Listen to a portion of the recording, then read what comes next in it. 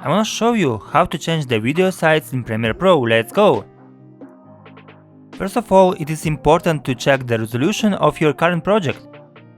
You can do this by going to the Sequence menu and selecting the sequence settings. Under the video section, you will see the frame size, which represents your project resolution. You can adjust this whatever resolution you want. For this picture, I will set it to 1920 by 1080. After changing it, you might notice that your video clip appears larger in the frame. This happens when the original clip's resolution is higher than the project's.